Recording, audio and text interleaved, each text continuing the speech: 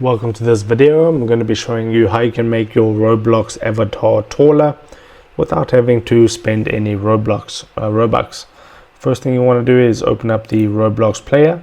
This will also work on the web browser and on your mobile phone, but I'm just going to click onto avatar right here, and then what you want to do is click on customize at the top, and it will be on all. You want to go to where it says body, and then you want to click on build right here. Click on to build, and right now is you want to change not the body type but the body size. You can see it's at the bottom of the square right now, so you can see if I move it down, the avatar gets shorter.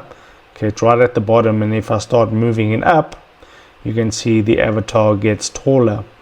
Okay, so there's the shortest and there's the tallest. Okay, so that's all you need to do, and then that will save, and that's it. So simple and easy. If this helped you out, drop a like on the video and subscribe to my channel.